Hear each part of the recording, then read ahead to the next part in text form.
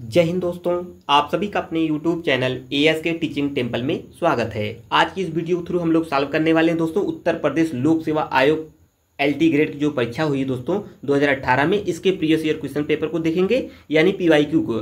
जो अति महत्वपूर्ण प्रश्न होंगे दोस्तों उसको हम व्याख्या सहित हल प्रश्न पत्र को आज की इस वीडियो में सॉल्व करने वाले हैं। तो आप सभी वीडियो के लास्ट तक बने रहेंगे। इस वीडियो के थ्रू हम लोग सब्जेक्ट वाइज चीज़ों को सॉल्व करेंगे, यानी आज का सब्जेक्ट होगा भूगोल, जो 60 नंबर के प्रश्न पूछे जाने हैं सब्जेक्ट से। और ऑलरेडी चैनल पर अपलोड है वीडियो दोस्तों जो 30 नंबर के प्रश्न बन रहे हैं सामान्य अध्ययन यानी जीएस के एलटी में, उसका भी previous year question paper already solve किया गया, जो कि अपलोड है चैनल पर, प्लेलिस्ट बनी हुई है, आप लोग जरूर जाइए उसको देखिए। आइए आज की इस वीडियो को स्टार्ट करते हैं, आप लोग वीडियो के लास्ट तक बने रहेंगे। ज्योग्राफी सब्जेक्ट का पहला ही क्वेश्चन क्या है दोस्तों, आइए सॉल्व करते हैं। निम्नलिखित में से कौन सा युग्म सही सुमेलित नहीं है, उसकी संकल्पना, एक तरफ आपकी संकल्पना हो यानी सिद्धांत होंगे, और कौन सी संकल्पना से कौन से सिद्धांत या कौन से विद्वान ने दिया है वो होंगे। आइए देख लेते हैं। केंद्र स्थल सिद्धांत किस स्टॉलर का है, एंड औद्योगिक सिद्धांत अवस्थापना सिद्धांत है या इनका वेबर है। कृषि अवस्थापना सिद्धांत ये वान थ्यूनेन है। खुदरा गुरुत्वाकर्षण नियम ये किसके द्वारा दिया गया है, BJ एलबेरी। तो आपको बताना है इसमें कौन से राइट नहीं है, कौन सा सिद्धांत किसके द्वारा नहीं दिया गया था। तो आइए देख लेते हैं। इसका राइट आंसर दोस्तों डी, यानी जो खुदरा गुरुत्वाकर्षण नियम है BJ एलबेरी के द्वारा नहीं दिया गया था, बाकी सभी लोग सही दिया गया, यानी सभी सुमेलित हैं। यानी आइए देख लेते हैं। इसका जो व्याख्या है अति महत्वपूर्ण होगा, अन्य जो इस 2025 का पेपर होने वाला है एलटी का। तो आइए देख लेते हैं, आप सभी वीडियो क्लास तक बने रहेंगे। देखिए केंद्र स्थल सिद्धांत किसने दिया था, तो ये किस्टॉलर ने दिया था। प्रश्न बहुत बार पूछा गया है। औद्योगिक सिद्धांत, औद्योगिक अवस्थापना सिद्धांत वेबर के द्वारा दिया गया था, ये भी पूछा गया है। कृषि अवस्थापना सिद्धांत वान थीनन के द्वारा दिया गया था। जो खुदरा गुरुत्वाकर्षण नियम है ये रैली के द्वारा दिया गया था। ऑलरेडी मेरे द्वारा चीज़ें एनालिसिस करके ही द्वारा आप लोगों के लिए लाई गया है ये वीडियो, तो आप लोग चीज़ों को अच्छे से समझते हुए वीडियो क्लास तक बने रहेंगे। आइए अगला प्रश्न देखते हैं। सामने यदि एक अधिवासों के समूह का निकटस्थ पड़ोसी अनुपात 1.74 हो तो वितरण का प्रतिरूप होगा। तो इसका राइट आंसर क्या होगा, समरूप होगा, लगभग समरूप, या अनिश्चित या लगभग केंद्रित होगा। तो इसका राइट आंसर दोस्तों बी, लगभग समरूप होगा। दोस्तों यहाँ से कुछ इसके जो इंपॉर्टेंट तथ्य बनते हैं अगले एग्जाम के पॉइंट ऑफ व्यू से, जो 2025 में प्रश्न पूछे, इसका एग्जाम होना है।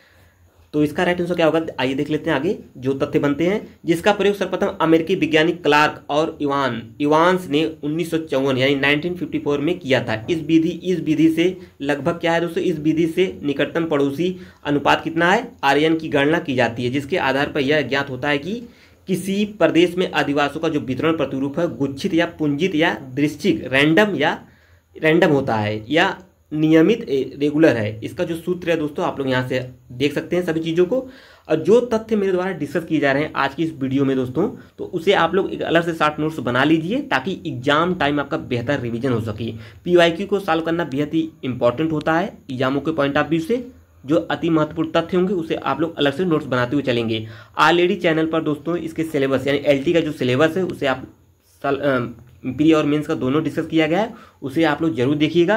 और जीआईसी की भी जो पेपर हुए हैं प्रीवियस ईयर क्वेश्चन पेपर, उसको भी डिस्कस किया गया है, एलटी का भी, तो आप लोग उसे जरूर देखिएगा। आइए आगे बढ़ जाते हैं, अगले क्वेश्चन की तरफ मूव करते हैं। तीसरा प्रश्न क्या बनेगा, आइए इसे भी सॉल्व करते हैं। जनानकी संक्रमण सिद्धांत की निम्नलिखित अवस्थाओं में से कौन सी अल्प विकास की अवस्था को प्रदर्शित करती है। महत्वपूर्ण प्रश्न है, चाहे आपका एलटी एग्जाम हुआ दोस्तों या जीआईसी हुआ या टीजीटी पीजीटी ज्योग्राफी हुआ, सभी एग्जामों के पॉइंट ऑफ व्यू से महत्वपूर्ण है। आइए देख लेते हैं। प्रारंभिक विस्तार अवस्था है या उत्तर विस्तार अवस्था, निम्न स्थायी अवस्था या उच्च स्थायी अवस्था। तो राइट आंसर इसका हो जाएगा दोस्तों प्रारंभिक विस्तार अवस्था। तो आइए यहाँ से देख लेते हैं, सभी चीज़ें मेंशन किया गया है तथ्यों के रूप में। जनानकी संक्रमण सिद्धांत की जो प्रारंभिक विस्तार अवस्था की जो अल्प विकास की अवस्था के रूप में प्रदर्शित किया जाता है। जीटी त्रिवार्ता के मतानुसार जन्म दर तथा मृत्यु दर के जो पारस्परिक परिवर्तनशील जो संबंधों में उत्पन्न प्रतिरूपों के अनुसार जनानकी संक्रमण की 4 अवस्थाएं पाई जाती हैं दोस्तों। वो जो 4 अवस्थाएं पाई जाती हैं ये पूछा गया है, सभी एग्जामों में आपको देखने को मिलेंगे। एलटी हुआ है, जीआईसी हुआ दोस्तों। तो उच्च स्थायी अवस्था हाई स्टेशनरी स्टेज या प्रारंभिक वर्धमान अवस्था है, या उत्तर वर्धमान अवस्था या निम्न स्थायी अवस्था, ये चारों स्टेट हैं किसके द्वारा दिया गया है, जीटी त्रिवार्ता के अकॉर्डिंग। तो ये तथ्य हो गए। और जो भी दोस्तों आप सभी वीडियो क्लास तक बने रहिएगा, आप लोग का सहयोगी जल्दी हम लोग 60 क्वेश्चन को सॉल्व कर लेंगे। आप लोग वीडियो क्लास तक बने रहेंगे। और 30 नंबर आपके दोस्तों सामान्य जीएस से बनेंगे, यानी सामान्य अध्ययन के एलटी में। और जो सब्जेक्ट वाइज क्वेश्चन बनेंगे आपका 60 नंबर। 2 सब्जेक्ट आपका होगा, 2 सब्जेक्ट का एक आपका सब्जेक्ट होगा, एक आपको चुनाव करना होगा, यानी 2 सब्जेक्ट होंगे। 60 प्रश्न यानी 120 प्रश्न आपके सब्जेक्ट से होंगे। सभी सिलेबस में सभी चीज़ों को मेंशन किया गया। आप लोग वहाँ से सिलेबस को भी आप लोग जाकर देखिएगा जरूर वीडियो। निम्नलिखित में से दक्षिण पश्चिम एशिया का कौन सा देश 2017 में सबसे घना बसा था? तो उस समय था दोस्तों कौन सा? सी, यानी आपका संयुक्त राज्य अमेरिका। यहाँ से जो भी चीज़ें आप लोग देख सकते हैं, मेरे द्वारा पहले से सभी चीज़ें एनालिसिस की गई हैं। केवल आपके सामने सभी चीज़ों को दिखाया गया है। इसका पीडीएफ दोस्तों, class PDF and class notes PDF आप लोग को चाहिए, आप लोग को पाना है तो बिल्कुल टेलीग्राम से जुड़ जाइए। ASK टीचिंग टेम्पल आप लोग जाकर टेलीग्राम पर सर्च करेंगे तो आपको चैनल दिख जाएगा, या दोस्तों उसका डिस्क्रिप्शन लिंक दिया गया है टेलीग्राम का नीचे, तो आप लोग वहाँ से क्लिक कर ज्वाइन हो सकते हैं। तो आइए आगे बढ़ जाते हैं। सभी नोट्स आपको आसानी से अवेलेबल हो जाएंगे PDF के थ्रू। आइए आगे बढ़ जाते हैं, अगला क्वेश्चन देखते हैं। निम्नलिखित में से कौन सा प्रशांत सांस्कृतिक परिमंडल से संबंधित नहीं है? तो पोलिनेशिया है, पोलिनेशिया, माइक्रोनेशिया, मेलानेशिया और मलय परिमंडल। राइट आंसर हो जाएगा दोस्तों मलय परिमंडल। देखिए यहाँ से प्रश्न बनते हैं, तो आइए इसके हम लोग तथ्यों को भी डिस्कस करते हुए चलेंगे इसी वीडियो के थ्रू।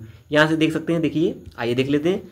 मेलानेशिया में कौन कौन से आते हैं द्वीप? पापुआ न्यू गिनी आता है, फिजी आता है, सोलोमन आता है, या वानुआतु द्वीप आते हैं। ये आपके दोस्तों जो 4 द्वीप हैं ये मेलानेशिया में आते हैं। यहाँ से देख सकते हैं। सभी एग्जामों के पॉइंट ऑफ व्यू से प्रश्न पूछा गया, चाहे आपका PGT हुआ या दोस्तों आपका GIC LT हुए, सभी एग्जामों में ज्योग्राफी से प्रश्न बनेंगे जो हम लोग सॉल्व कर रहे हैं आज की इस वीडियो के थ्रू। पोलिनेशिया में कौन से आते हैं द्वीप? दोस्तों टोंगा द्वीप आता है, किरिबाती द्वीप आता है, कुक द्वीप आता है, हवाई द्वीप आता है। इसमें 4 द्वीप हैं दोस्तों आपका पोलिनेशिया में। आइए आगे बढ़ते हैं, अगला देखते हैं। मेलानेशिया में यानी माइक्रोनेशिया में थर्ड वाले में कौन से देश आते हैं? द्वीपीय देश आते हैं। उत्तरी मरियाना द्वीप समूह है, कोरोलाइन है द्वीप समूह, गिलबर्ट द्वीप समूह है, मार्शल द्वीप समूह है। 4 इसमें भी आपके द्वीप देखने को मिल रहे हैं। सभी द्वीप अति महत्वपूर्ण है, प्रश्न यहाँ से बनता रहता है। अगला तथ्य आइए डिस्कस करते हैं। अगला क्वेश्चन, निम्न में से किस जनजाति की उत्पत्ति उत्तर प्रदेश के तराई प्रदेश में हुई है? तो किस में हुई है? थारू जनजाति में हुई है। आप लोग देख सकते हैं। जो अति महत्वपूर्ण तथ्य होंगे दोस्तों उस पर हम लोग डिस्कस करते हुए चलेंगे, और जो नॉर्मली होंगे उस पर हम लोग केवल आंसर समझते हुए और ब्रीफली डिस्कस करते हुए निकल जाएंगे आगे। 60 प्रश्नों को हम लोग सॉल्व करने वाले हैं इस सब्जेक्ट के। थारू जनजाति की उत्पत्ति उत्तर प्रदेश के तराई प्रदेशों में हुई है। थारू जनजाति उत्तर भारत के तराई क्षेत्र, उत्तराखंड, उत्तर प्रदेश, बिहार राज्य के पश्चिमी जिलों में निवास करती हैं। ये कुछ हो गए इसके तथ्य दोस्तों। और सबसे महत्वपूर्ण तथ्य बनेगा यहाँ पे ये कौन सा, कि जो थारू जनजाति दीपावली को अशुभ मानते हैं तथा इसको शोक पर्व के रूप में मनाते हैं।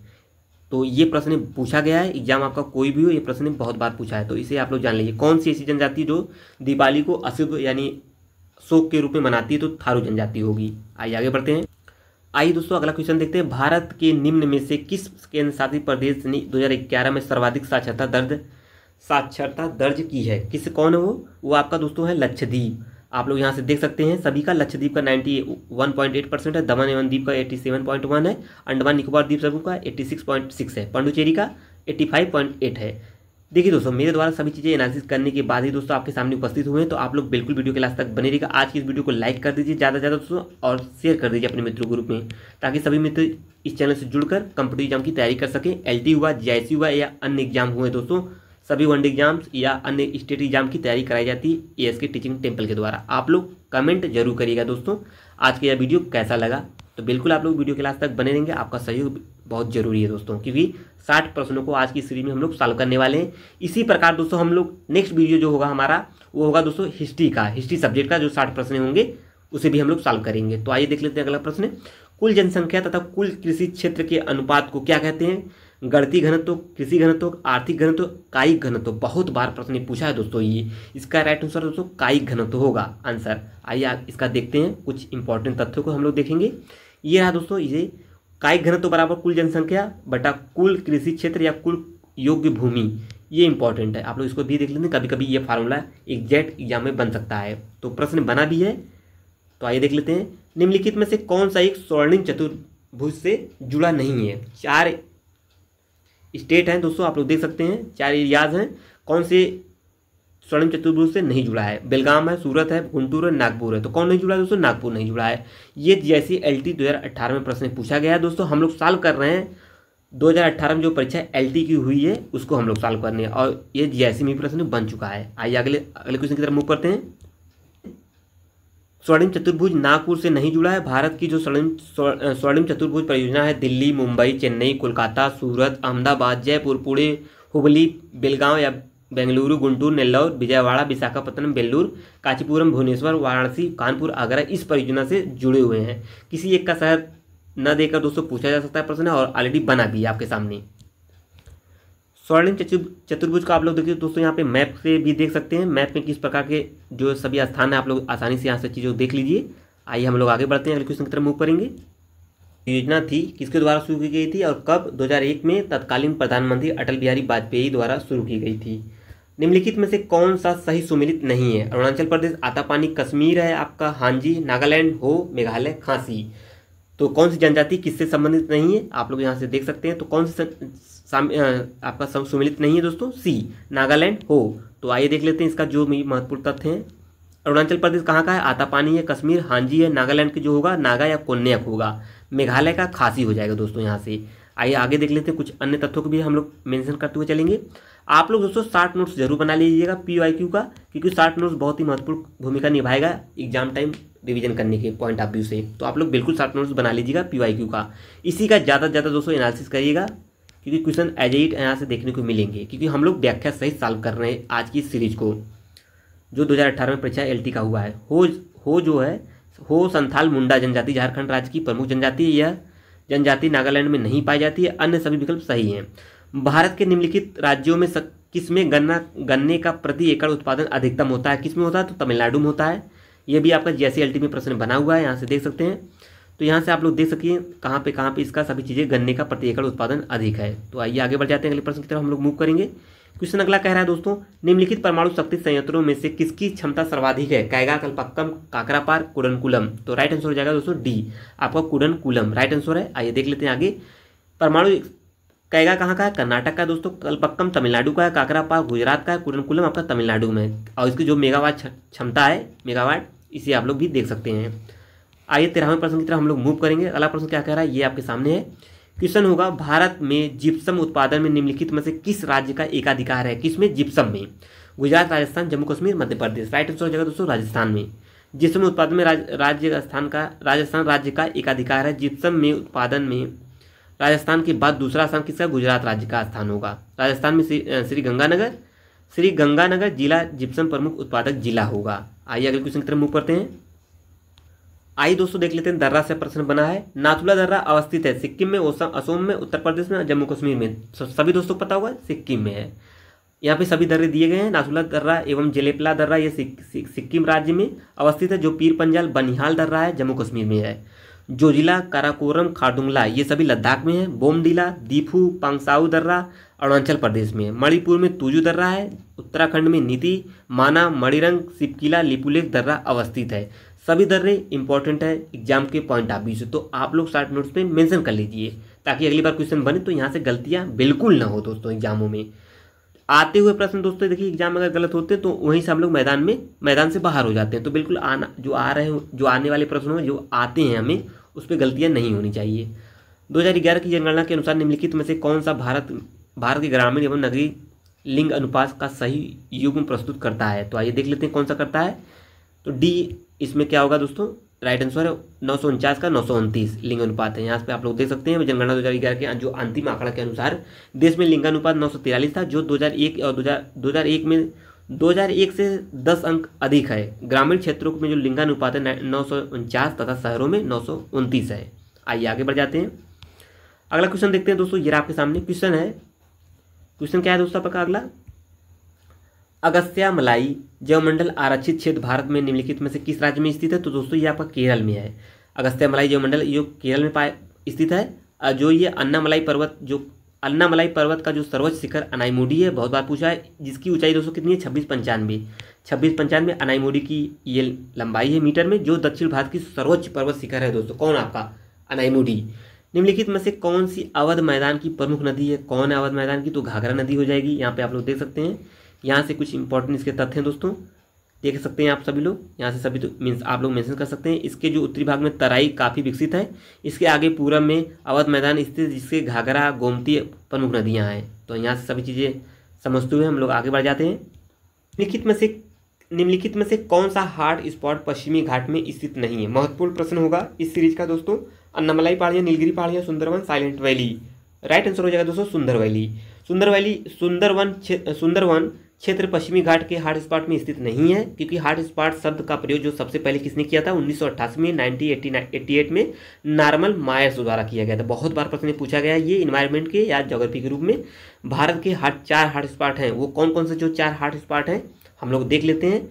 ये पश्चिमी घाट है, हिमालय क्षेत्र है, इंडो बर्मा क्षेत्र है, जो सुंडरलैंड क्षेत्र है जो निकोबार द्वीप में पड़ता है। जबकि पश्चिमी घाट हॉट स्पॉट क्षेत्र में अन्नामलाई पहाड़ियाँ, नीलगिरी पहाड़ियाँ, साइलेंट घाटी आदि क्षेत्र सम्मिलित हैं। ये कुछ इंपॉर्टेंट तथ्य दोस्तों, जो ये इंपॉर्टेंट तथ्य यहाँ से प्रश्न बराबर एग्जामों में आपको देखने को मिलेंगे, तो इसे आप लोग शॉर्ट नोट्स में मेंशन करते हुए चलेंगे। आप सभी तो वीडियो के लास्ट तक बने रहेंगे। जल्दी दोस्तों हम लोग 60 प्रश्नों को सॉल्व कर लेंगे आज की सीरीज के थ्रू। नेक्स्ट जो हमारा सीरीज होगा, यानी जो अगला प्रीवियस ईयर क्वेश्चन पेपर होगा 2018 का, जो सिलेबस के जो सब्जेक्ट वाइज हैं, आपका हिस्ट्री होगा। उसी प्रकार इकोनॉमिक्स को हम लोग देखेंगे, नागरिक शास्त्र को भी देखेंगे। तो आप लोग वीडियो चैनल को जरूर सब्सक्राइब कर लीजिएगा इस प्रकार की महत्वपूर्ण सीरीज पाने के लिए। तो आइए आगे बढ़ जाते हैं। अगला क्वेश्चन है दोस्तों, निम्नलिखित में से या निम्न में से किसने भारतीय वनों के वर्गीकरण की योजना प्रस्तुत की थी? महत्वपूर्ण प्रश्न, ये भी बहुत बार पूछा है टीजीटी पीजीटी के लिए, तो बेहद ही इंपॉर्टेंट है। Hg champion. तो सभी के सिलेबस दोस्तों समान है दोस्तों। ज्योग्राफी हुआ तो बिल्कुल सभी के लिए समान सब्जेक्ट हैं, तो सभी प्रश्नों में एज प्रश्नों आपको देखने को मिलेंगे सभी एग्जामों में। तो Harry George champion, Hg champion ने भारतीय वनों का वर्गीकरण की योजना वर्ष 1936 में कब की गई थी? वर्ष 1936 में दोस्तों प्रस्तुत की। यह वर्गीकरण पौधों की जो संरचना है, आकृति है, पादप स्वरूप भारत आधारित होती हैं, और वनों को जो 15 मुख्य वर्गों में विभाजित कर एवं 136 वर्गों में उपवर्गों में बांटा था। कौन? आपका एचजी चैंपियन के द्वारा। निम्नलिखित में से कौन सी एक गर्म समुद्री धारा है? कौन है दोस्तों? ब्राजील है, कनारी है, लेब्राडोर है, बेंगुला है। तो राइट आंसर दोस्तों ब्राजील की धारा। आप लोग करंट जितनी जो धाराएं हैं इसको सभी लोग आप लोग तैयार कर लीजिए, प्रश्न बराबर बन रहे हैं एग्जामों में इस समय। यहाँ से आप लोग सभी चीज़ों को देख सकते हैं किस प्रकार कौन सी धारा गर्म है, कौन सी ठंडी है। तो यहाँ से आप लोग देख सकते हैं सभी चीज़ें मेंशन की गई हैं। आइए आगे बढ़ते हैं, अगले क्वेश्चन की तरफ हम लोग बढ़ेंगे। अगला प्रश्न है, सबसे चौड़े महाद्वीपीय मग्न तट पाए जाते हैं? कहाँ पाए जाते हैं? हिंद महासागर में, अटलांटिक है, प्रशांत है, आर्कटिक है। तो इसका राइट आंसर दोस्तों आर्कटिक महासागर में सबसे चौड़े महाद्वीपीय मग्न तट पाए जाते हैं। आइए आगे बढ़ते हैं। आइए दोस्तों आगे बढ़ जाते हैं, अगला क्वेश्चन देखते हैं। निम्नलिखित में से किस झील की लवणता सर्वाधिक है? टिटिकाका, वान, विक्टोरिया, वाल्कस। तो राइट आंसर दोस्तों हो जाएगा आपका वान झील। तुर्की की जो वान झील है इसकी कितनी पाई जाती है? इसकी जो लवणता है 330% की लवणता है, आप लोग यहाँ से देख सकते हैं। आइए हम लोग सभी तथ्यों को मेंशन कर लेते हैं। यहाँ से संसार में सबसे अधिक जो लवणता तुर्की की वान झील 330% पाई जाती है। यहाँ पे इसके बाद दोस्तों मृत सागर है जो 238 पाई जाती है, तथा संयुक्त राज्य अमेरिका की जो उटाह प्रांत की जो ग्रेट सॉल्ट लेक है यहाँ पे 220 तक लवणता पाई जाती है। महासागर और साथ ही साथ दोस्तों जो अन्य तथ्य बनेगा एग्जामों के लिए, महासागरों की जो औसत लवणता 35 होती है। चारों प्रश्न बहुत ही महत्वपूर्ण है, तो इसे आप लोग शॉर्ट नोट्स में मेंशन कर लीजिए, ताकि अगली बार जो प्रश्न यहाँ से बने तो गलतियाँ होने के चांसेस बहुत ही नगण्य हो जाए। तो आइए अगला देख लेते हैं। लाल सागर में तीव्र वाष्पीकरण तथा नदियों का जो ताज़ा जल न मिलने के कारण अधिक लवणता पाई जाती है। दोस्तों जो टिटिकाका झील है दक्षिण अमेरिका में स्थित पेरू तथा बोलिविया के सीमा पर स्थित है। कौन? आपके टिटिकाका झील अवस्थित है। विश्व की सबसे ऊंची नौगम्य झील है। ये भी प्रश्न इंपॉर्टेंट है। 5 तथ्य यहाँ से बने हुए हैं, तो 5 तथ्य को आप लोग अच्छे से याद करके रखिएगा, प्रश्न बनते रहते हैं। चलिए दोस्तों आइए आगे बढ़ जाते हैं। 23वें प्रश्न की तरफ मूव करते हैं। आप लोग के सहयोग से हम लोग 23 प्रश्नों की तरफ पहुंच चुके हैं। जल्दी दोस्तों हम लोग 60 प्रश्नों की तरफ पहुंच जाएंगे। निम्नलिखित में से कौन सी धारा उत्तरी गोलार्ध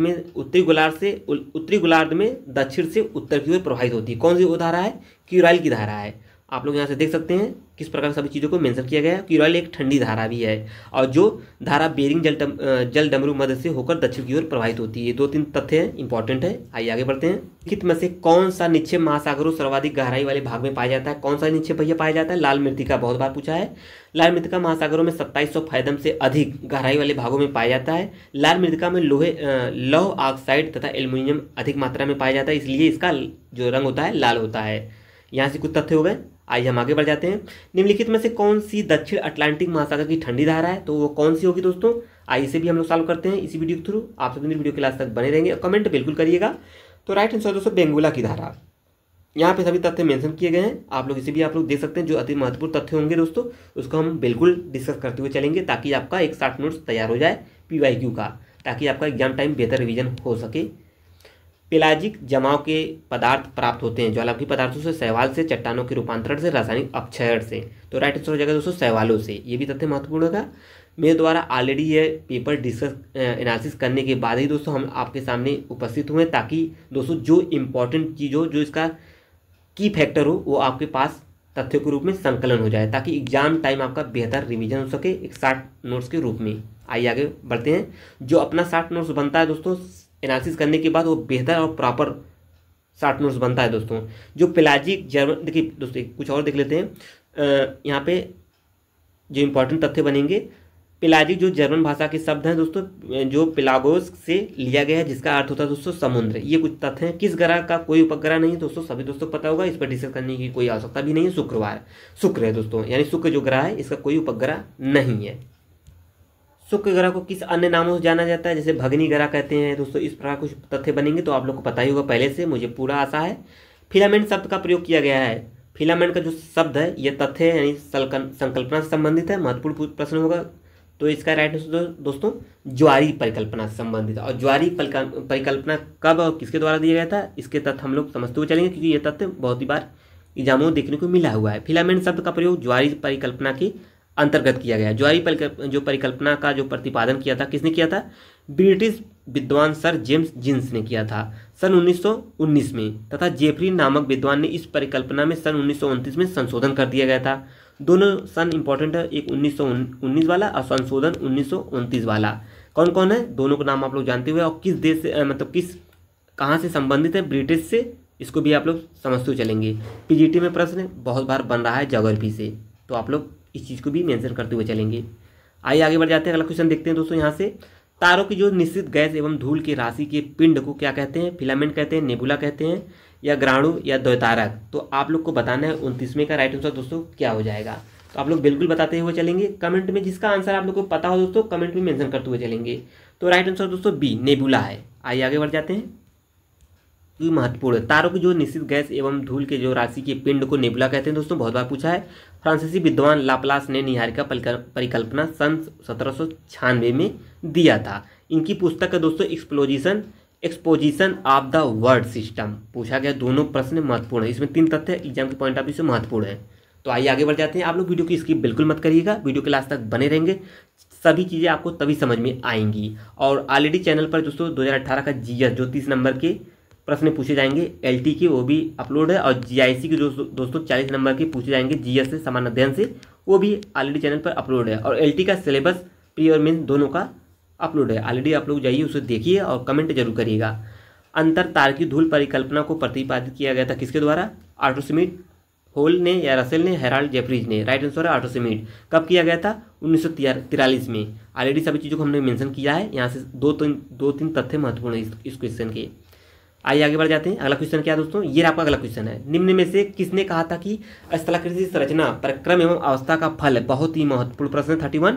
इसका राइट आंसर दोस्तों क्या हो जाएगा आपका, WM डेविस। यहाँ से प्रश्न बार बार पूछा है। और सबसे महत्वपूर्ण तथ्य इसका क्या बनेगा दोस्तों, स्थलाकृति संरचना जो है, स्थलाकृति संरचना प्रक्रम अवस्था का फल है। डेविस के अकॉर्डिंग प्रत्येक स्थल रूप जो होते हैं अपर्दन के चक्रीय रूप का प्रतिफल होता है। इसे डेविस ने क्या कहा था, क्या नाम दिया था, त्रिकूट नाम दिया गया था। ये तथ्य पूछा गया है, तो ये आप लोग बिल्कुल इसे आप लोग नोट कर लीजिए अपने नोट्स में। स्टोन लैटिस निम्नलिखित में से किसकी क्रिया द्वारा निर्मित होता है दोस्तों, वायु द्वारा होता है। स्टोन लैटिस महत्वपूर्ण प्रश्न है दोस्तों ज्योग्राफी के। आपका दोस्तों TGT हुआ चाहे PGT हुआ या GIC LT, ज्योग्राफी सब्जेक्ट के लिए मैं बता रहा हूँ दोस्तों, सभी प्रश्न आपको एज इट यहाँ से देखने को मिलेंगे। तो बिल्कुल आप लोग इन सभी की एग्जाम की तैयारी कर रहे हैं तो बिल्कुल चैनल से जुड़ जाइए। ASK टीचिंग टेम्पल के द्वारा सभी एग्जाम की तैयारी बखूबी ढंग से बहुत ही शानदार तरीके से तैयारी कराई जा रही है। आप लोग एक बार जुड़िए, चैनल को विजिट करिए और कमेंट में करिएगा। आप लोग का कोई और सजेशन हो दोस्तों तो सजेशन को भी आप लोग कमेंट में मेंशन कर दीजिएगा, मेरे द्वारा बिल्कुल उसे भी कंप्लीट किया जाएगा दोस्तों। तो आइए आगे बढ़ जाते हैं। अगला क्वेश्चन देखते हैं। निम्न में से किसने प्लेट विवर्तनिकी सिद्धांत का प्रतिपादन किया था। सभी दोस्तों को पता होगा तो इसका राइट आंसर दोस्तों हैरी हैस है। कौन है दोस्तों? हैरी हैस के द्वारा पर प्लेट विवर्तन की सिद्धांत प्रतिपादन श्रेय हैरी हैस को जाता है। इनकी सागर नितल प्रसरण कब दिया गया था? 1960 में। तथ्य इंपॉर्टेंट है ये। संकल्पना इस सिद्धांत के आधार पर बना था। पृथ्वी के दृढ़ जो भूखंड अथवा क्रस्ट को प्लेट कहते हैं। ये कुछ इंपॉर्टेंट तथ्य हैं। आइए आगे बढ़ जाते हैं, थोड़ा सा आगे देखते हैं। जो इन विभिन्न प्लेटों के स्वभाव, उनकी गतिशीलता तथा उनके संबंधित तथा सभी विवर्तनिकी की क्रियाओं के अध्ययन को प्लेट विवर्तनिकी कहते हैं। प्लेट शब्द सर्वप्रथम देखिए दोस्तों, सर्वप्रथम प्लेट शब्द का प्रयोग किसने किया था? कनाडा के भूगर्भ शास्त्री टूजो विल्सन द्वारा 1965 में किया गया था। ये तथ्य इंपॉर्टेंट, दो तथ्य यहाँ पे इंपॉर्टेंट नोट करते हुए चलेंगे। 1968 के बाद प्लेट प्रक्रिया का प्रयोग प्रारंभ हो गया क्योंकि आयलर सिद्धांत के आधार पर प्लेट की गति प्रक्रिया को स्पष्ट करने का जो सफल प्रयास किया जा चुका था 1967 में मैकेंजी तथा पार्कर ने प्लेट के संचलन का विशद उल्लेख कर दिया गया था। यहाँ से तथ्य इंपॉर्टेंट है जो मेरे द्वारा बताया जा रहा है दोस्तों, उसे आप लोग मेंशन करते हुए चलेंगे। मैकेंजी तथा पार्कर ने प्लेट के संचलन में विशद उल्लेख कर दिया। आइजैक तथा साइक्स ने भी इन विद्वानों का समर्थन किया। 1968 में WJ मॉर्गन तथा ली पिसॉन ने प्लेट विवर्तनिकी के विभिन्न पहलुओं पर प्रकाश डाला था। देखिए दोस्तों, जितने भी हमने तथ्य को अभी जस्ट रीड किया है, मेरे द्वारा जो बताया गया है, सभी तथ्य अति महत्वपूर्ण होंगे सभी एग्जामों के पॉइंट ऑफ व्यू से। आप लोग इसे अपने अलग से शॉर्ट नोट्स में मेंशन कर लीजिए। PYQ को इसी तरह सॉल्व किया जाता है दोस्तों, ताकि नेक्स्ट जो 2025 में एग्जाम होगा LT का, यहाँ से प्रश्न बने तो बिल्कुल गलतियाँ न हो। ऑलरेडी मेरे द्वारा बताया जा रहा है आते हुए प्रश्न बिल्कुल गलत नहीं होने चाहिए दोस्तों, सभी प्रश्न पूछे गए हैं यहाँ पे। अगला क्वेश्चन क्या बनेगा दोस्तों? निम्नलिखित में से कौन सी नदी धनुषाकार डेल्टा बनाती है? कौन सी नदी है दोस्तों? दो ऑप्शन इसमें सही हो जाएंगे। आपका गंगा भी बनाती है और सी नील नदी भी बनाती है। तो यहाँ पे देख सकते हैं गंगा नदी धनुषाकार डेल्टा बनाती है। चापाकार डेल्टा का आकार वृत्त के चाप या धनुष के समान होता है, इसे ही धनवाकार डेल्टा भी कहा जाता है। ये कुछ इंपॉर्टेंट तथ्य हो गए। यहाँ पे आप लोग देख सकते हैं, यहाँ पे चापाकार डेल्टा का निर्माण होता है जो अर्धशुष्क जलवायु वाले प्रदेशों में अधिक होता है। प्रमुख चापाकल डेल्टा के उदाहरण निम्नलिखित में कौन है जो चापाकल डेल्टा बनाते हैं? तो वह गंगा डेल्टा है, राइन डेल्टा है, नाइजर डेल्टा, इरावदी डेल्टा, राइन, मेकॉन्ग डेल्टा आदि हैं, सभी ये नदियाँ बनाती है। मिसिसिपी नदी का डेल्टा जो है वो पंजाकार है दोस्तों। यहाँ तथ्य बने हुए हैं तो हम लोग इसको डिस्कस करते हुए चलेंगे।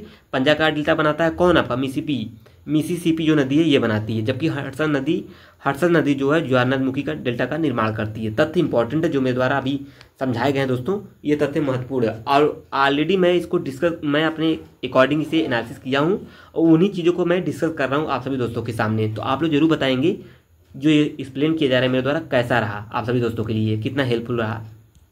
क्वेश्चन की तरफ, निम्न में से किस भू आकृति का निर्माण हिमानी अपरदन से नहीं हुआ है? तो कौन नहीं हुआ दोस्तों? ड्रमलीन, यानी D is the right answer है। जो ड्रमलीन भू आकृति का जो निर्माण है दोस्तों ये हिमानी निक्षेपण से हुआ है, जबकि अन्य तीनों भू आकृति का जो निर्माण है हिमानी अपरदन से हुआ है। हिमनद के निक्षेप द्वारा निर्मित जो स्थलाकृति के ड्रमलीन गोलास मृत्तिका द्वारा निर्मित एक प्रकार के ढेर या टीले होते हैं दोस्तों।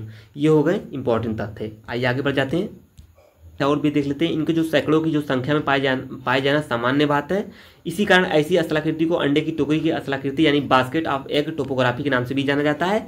इसका PDF हुआ दोस्तों, या क्लास नोट्स का जो PDF हुआ या अन्य एग्जाम नोट्स PDF आपको चाहिए तो बिल्कुल आप लोग टेलीग्राम को ज्वाइन कर लीजिएगा। ASK टीचिंग टेम्पल लिखेंगे, सर्च करेंगे तो उस नाम मिल जाएगा और वहाँ से कोई बात नहीं दोस्तों, आप डिस्क्रिप्शन में इसका लिंक दिया गया है, यहाँ से डायरेक्ट आप लोग जुड़ जाइए लिंक पर टैप करके। तो आइए आगे बढ़ते हैं। शुष्क एवं अर्धशुष्क प्रदेशों में पेडिमेंट एवं प्लाया के जो मध्य निक्षेप जनित मंद ढाल वाले मैदानों को क्या कहते हैं दोस्तों? बहुत बार पूछा है, बजाड़ा कहते हैं दोस्तों, बजाड़ा बहुत बार पूछा है। यहाँ पे आइए देख लेते हैं। शुष्क एवं जो अर्धशुष्क प्रदेशों में पेडिमेंट एवं प्लाया के जो मध्य निक्षेप मंद ढाल वाले मैदानों को बजादा कहते हैं। बजादा का निर्माण पेडिमेंट के नीचे तब प्लाया के किनारों पर जलोढ़ पंखों के मिलने से होता है। बजादा के ढाल में पर्याप्त अंतर होता है। पर्वत के पास इनका ढाल कितना होता है दोस्तों? 8 डिग्री से 10 डिग्री होता है, परंतु जो पलाया के पास इसका ढाल 1 डिग्री से भी कम होता है। अधिक नमक वाली पलाया को सैलिनास कहते हैं, जबकि अर्ग एवं रेक मरुस्थल के प्रकार हैं ये सभी दोस्तों। तो आइए हम आगे बढ़ते हैं। तथ्य कैसे लग रहे हैं, किस प्रकार के महत्वपूर्ण है, आइए दोस्तों आगे बढ़ते हैं। अगला क्वेश्चन कह रहा है निम्नलिखित में से कौन सी एक अपरदनात्मक स्थलाकृति नहीं है? तो कौन नहीं है दोस्तों इसमें? तो इसमें नहीं है आपका डी, स्टेलेग्माइट नहीं है। एक बार आप लोग PDF को जरूर रीड कर लीजिएगा, टेलीग्राम से जुड़कर मैं PDF वहाँ पे डाल दिया करूँगा डेली का जो क्लास नोट्स या क्लास PDF होगा, लेक्चर PDF होगा, तो वहाँ से आप लोग चीज़ों को मेंशन एक बार जरूर कर लीजिएगा। एक बार PDF को आप लोग जरूर सॉल्व कर लीजिएगा, तो ताकि आप लोग को सभी चीज़ें आसानी से समझ में आ सके। आइए दोस्तों आगे बढ़ जाते हैं। स्टेगमाइट का काष्ठ निर्मित निक्षेपण अशलाकृति है, जबकि अन्य सभी काष्ठ अपरदनात्मक अशलाकृति है। भूमिगत कंदराओं की जो फर्श पर निक्षेप जनित जो स्तंभों जो ऊपर यानी ऊपर छत की ओर निरंतर बढ़ते जाते हैं उन्हें स्टेगमाइट कहते हैं। इसका निर्माण छत से टपकने वाले जो छत होते हैं उसे ऐसे टपकने वाले जो कैल्शियम बाइकार्बोनेट की जो बूंदें फर्श पर गिरती हैं तथा जमकर रविकरण के रूप में स्टेगमाइट का निर्माण करती हैं। दोस्तों इस तरीके से आप लोग संरचना देखे होंगे दोस्तों, इस तरीके के इसी तरीके से ये बनते हैं। दोस्तों आइए आगे बढ़ जाते हैं। अगला क्वेश्चन देखते हैं। पवन के अपघर्षण कार्य द्वारा निम्नलिखित में से किस प्रकार की स्थलाकृति का निर्माण होता है? दोस्तों तो जालीदार सिस्ट स्टोन लैटिस का होता है। यहाँ पे आप लोग सभी चीज़ों को देख सकते हैं किस प्रकार का सभी चीज़ें हैं। दोस्तों कौन से पवन के अपवर्तन द्वारा निर्मित जो स्थलाकृतियाँ हैं, आइए एक बार समझ लेते हैं। बहुत बार प्रश्न पूछा गया है पीजीटी ज्योग्राफी में। वाताग्र, इंसेलबर्ग, छत्रशिला, स्तंभ, जीजेन, यार्डाव, ड्राइकांटर, पुल है तथा खिड़की। और पवन के निक्षेपण द्वारा जो निर्मित स्थलाकृतियाँ हैं, बालू का स्तूप है, बरखान है, लोयस का, बालसन, पलाया, बजादा, पेडिमेंट। ये कुछ इंपॉर्टेंट तथ्य हो गए दोस्तों। इसको आप लोग शॉर्ट नोट्स के रूप में अपने शॉर्ट नोट्स में मेंशन कर लीजिए, ताकि यहाँ से प्रश्न अगली बार बने तो गलतियाँ होने के चांसेस बहुत ही नगण्य हो जाए। निम्न में से कौन सा ध्रुवीय वाताग्र सिद्धांत का प्रतिपादक है? बहुत ही बार पूछा गया है प्रश्न दोस्तों। तो राइट आंसर है बी वर्कनीज तथा जे वर्कनीज। और कब दिया गया था ध्रुवीय वाताग्र सिद्धांत का जो प्रतिपादन था? नॉर्वे के 2 ऋतु वैज्ञानिक बी वर्कनीज तथा जे वर्कनीज ने 1918 में शीतोष्ण चक्रवात की उत्पत्ति के संबंध में दिया था। इस सिद्धांत को लहर सिद्धांत या वेव थ्योरी के नाम से भी जाना जाता है। दोस्तों ये कुछ इंपॉर्टेंट तथ्य हो गए, हम लोग चीज़ों को समझते हुए आगे बढ़ते हैं। अगला क्वेश्चन बनेगा यहाँ से, ये आपके सामने क्वेश्चन है। निम्नलिखित में से कौन सा युग महान हिमयुग के रूप में जाना जाता है? तथ्य महत्वपूर्ण है ये भी आपका, ये भी क्वेश्चन अति महत्वपूर्ण होगा इस सीरीज का। प्लेस्टोसीन बहुत बार पूछा है। आप लोग पीजीटी की जो मित्र पीजीटी की तैयारी कर रहे हैं तो इस क्वेश्चन से भली भांति परिचित होंगे, तो आप लोग बिल्कुल बताएंगे ज्योग्राफी वाले कितने स्टूडेंट हैं। तो आइए आगे बढ़ते हैं। तो इसका राइट आंसर हो गया पहला गुंज है दोस्तों, एंड दूसरा यूरोप का गुंज हो जाएगा, उत्तरी अमेरिका का नेब्रास्का। दूसरा है मिंडेल, कंसान है, रिस है, इलियाइन है, वुर्म है, ये इसका विस्कॉन्सिन हो जाएगा। दोस्तों आइए आगे बढ़ जाते हैं। अगला क्वेश्चन देखते हैं। सूची वाले क्वेश्चन की तरफ पहुंच चुके हैं। आप लोग के सहयोग से आप लोग वीडियो के लास्ट तक बने हुए हैं। मुझे आशा है सभी चीज़ों का आप लोग समझ में आ रहा होगा। जो मित्र और कोई भी आपको क्वेश्चन पूछना हो दोस्तों, कमेंट में आप लोग जरूर मेंशन कर दीजिएगा, या कोई आपका सुझाव हो या कोई आपका क्वेश्चन हो तो आप लोग बिल्कुल पूछिएगा जरूर। दोस्तों आइए इसका देख लेते हैं कौन सा किससे संबंधित है। दोस्तों आइए आगे बढ़ते हैं, इसको देखते हैं। इसका राइट आंसर क्या हो जाएगा दोस्तों? ये रहा आपके स्ट्रैबो किससे संबंधित है दोस्तों? स्ट्रैबो की जो पुस्तक है ये आपकी ज्योग्राफी है दोस्तों, ज्योग्राफी। डी इसका राइट आंसर हो गया। वार्नियस का दोस्तों हो जाएगा आपका, वार्नियस का ज्योग्राफी जेनलिस है। तीसरा है टॉलमी की दोस्तों ज्योग्राफिया हो जाएगी, टॉलमी की ज्योग्राफिया, एंड आपका रेडजेल की एंथ्रोपोज्योग्राफी। तो आइए इसका हम सॉल्व कर लेते हैं। इसका राइट आंसर हो जाएगा सी। किस प्रकार सभी सुमेलित हैं? स्ट्रैबो ज्योग्राफी है, वार्नियस ज्योग्राफी जेनलिस, टॉलमी ज्योग्राफिया, रेडजेल एंथ्रोपोज्योग्राफी। बहुत बार पूछा है सभी पुस्तकें। आइए आगे बढ़ जाते हैं, अगला क्वेश्चन देखते हैं। अगला क्वेश्चन क्या कह रहा है दोस्तों? एक तरफ आपके ये भी कुछ सूची 1 सूची 2 को मिलाना है, तो कौन से किससे संबंधित है? आइए हम लोग डायरेक्ट इसका आंसर देख लेते हैं। क्या कह रहा है? चिंतन फलन टी.एस. कुन्नन है, संभववाद ब्लास के द्वारा, अमलैंड आंद्रे एलिक्स है, मेगापोलिस है, जिन गॉटमिन है। ये सभी बहुत ही महत्वपूर्ण है ज्योग्राफी सब्जेक्ट के अकॉर्डिंग। दोस्तों आइए आगे बढ़ते हैं। अगला क्वेश्चन देखते हैं। ये आपके सामने क्वेश्चन है दोस्तों, कौन सी पुस्तक किससे संबंधित है दोस्तों? तो इसको भी आप लोग जरूर बताएंगे। इसका राइट आंसर दोस्तों 43 का हो जाएगा। 43 का राइट आंसर दोस्तों आपका ए। तो यहाँ से आइए मिला लेते हैं कौन से किससे संबंधित है। यहाँ पे आइए समझते हैं सभी चीज़ों को। ये आपके सामने क्वेश्चन है दोस्तों, फिजियोग्राफी सलिसबरी है, इन्फ्लुएंस ऑफ ज्योग्राफी एनवायरनमेंट, सभी दोस्तों पता होगा। ई सैम्पुल का ये किस किससे है आप लोग कमेंट में जरूर मेंशन करेंगे दोस्तों। एंड अगला है civilization and climate, Ellsworth Huntington की, बहुत बार पूछी गई है ये पुस्तक। द पॉनियर फ्रिंज, ये बोमेन की है। आइए आगे बढ़ते हैं।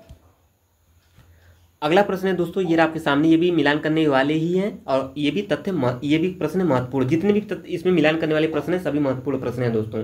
तो दोस्तों आइए मिला लेते हैं। क्षेत्र वर्णन विवेचन है, ये किससे संबंधित दोस्तों? रिस्थोफेन से है।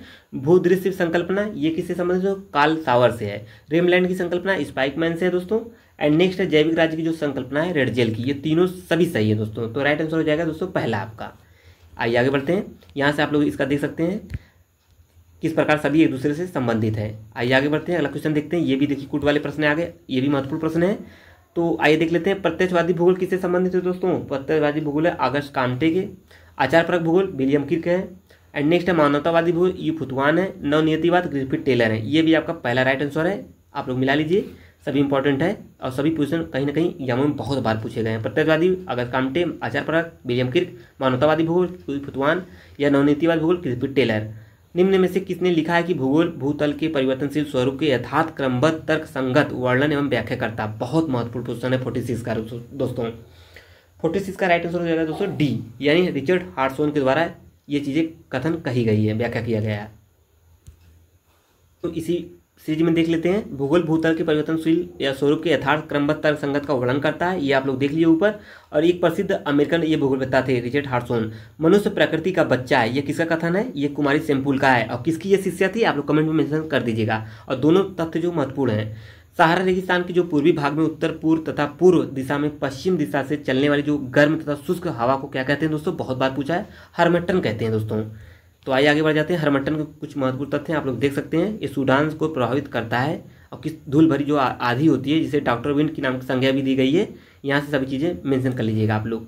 आइए आगे बढ़ जाते हैं, अगला क्वेश्चन देखते हैं। ये आपके सामने क्वेश्चन है दोस्तों।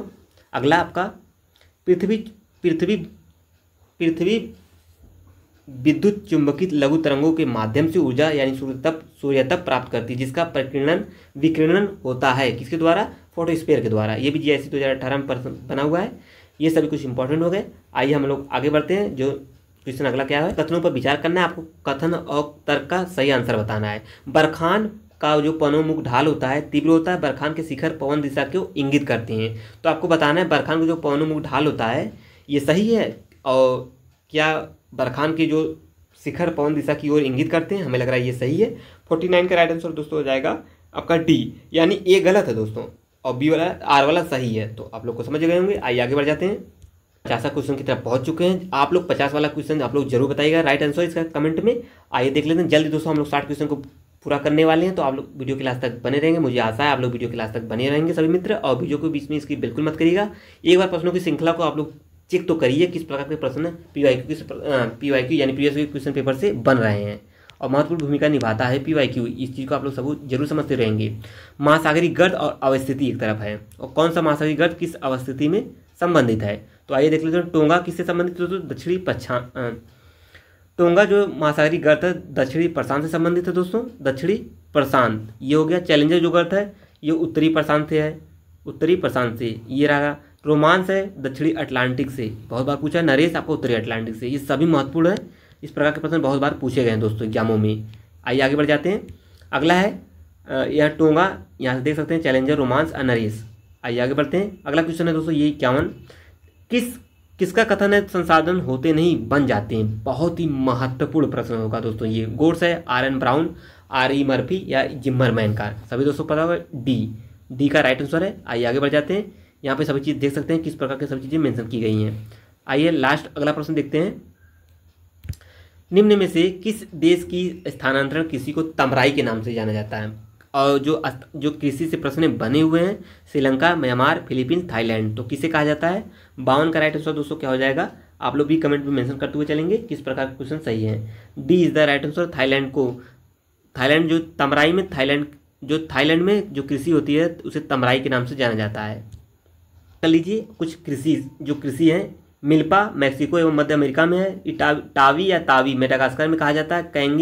कैगिंग ये फिलीपींस में कहा जाता है। लदांग बहुत बार पूछा है, इंडोनेशिया में, मलेशिया में कहा जाता है। रोका ब्राजील में बहुत बार पूछा है।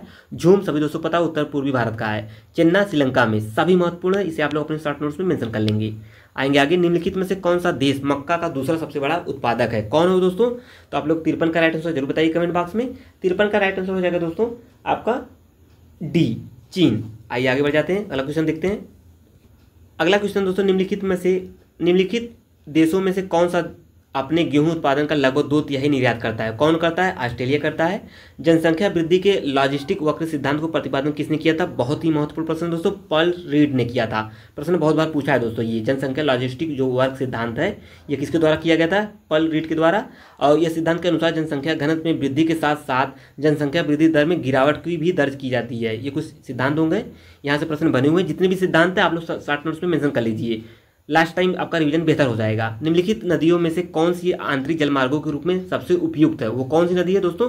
एल्ब आपकी राइन नदी है। राइन नदी कहाँ बहती है, आप लोग भी कमेंट में मेंशन करिएगा। राइन नदी आंतरिक जलमार्गों के रूप में सबसे उपयुक्त। राइन नदी विश्व की सबसे व्यस्ततम जलमार्ग है जिसके द्वारा कोयले का सर्वाधिक परिवहन किया जाता है और इसे कोयला नदी भी कहते हैं। ये तथ्य इंपॉर्टेंट है, आप लोग इसी मेंशन करते हुए चलेंगे। आइए आगे बढ़ जाते हैं, अगले क्वेश्चन की तरफ मूव करते हैं। ये आपका अगला क्वेश्चन है, निम्नलिखित में से कौन सा एक खनन नगर उदाहरण नहीं है। तो कौन नहीं दोस्तों, तेहरान। यहाँ पे तेहरान ईरानी की राजधानी है। तेहरान ईरान की राजधानी है। ईरान का एक प्रमुख औद्योगिक नगर भी है। यूराल प्रदेश में अवस्थित मैग्नेस्टार्स इस्पात उद्योग के लिए प्रसिद्ध है।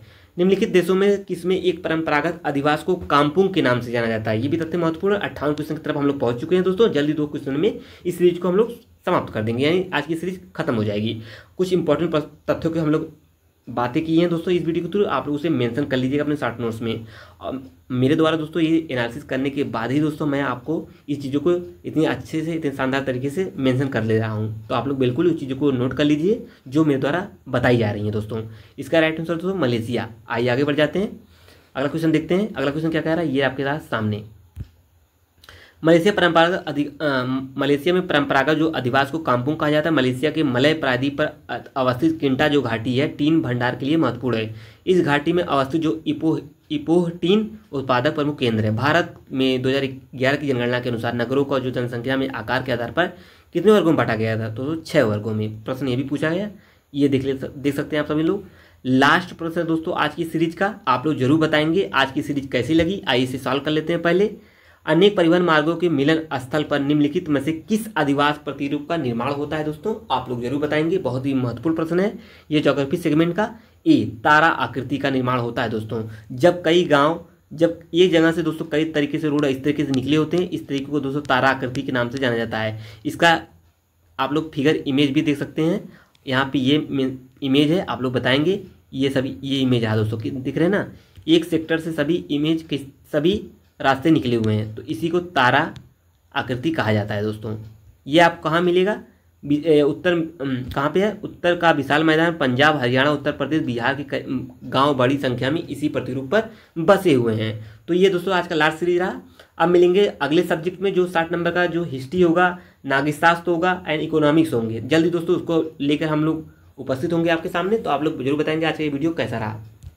मुझे आशा है दोस्तों आप सभी दोस्तों को सभी तथ्य और सभी जो फैक्ट थे और जो व्याख्या किया गया है संपूर्णतः सभी चीज़ों को आप लोग भली भांति आप लोग को समझ में आया होगा। तो कमेंट जरूर कर दीजिएगा, ज़्यादा से ज़्यादा चैनल को सब्सक्राइब कर लीजिएगा और बेल आइकन को ऑन कर दीजिएगा नेक्स्ट सीरीज पाने के लिए, ताकि आपको सही समय पर नोटिफिकेशन मिल जाए। तो अब मिलेंगे हिस्ट्री वाले सब्जेक्ट में 60 नंबर पर। तो जय हिंद दोस्तों।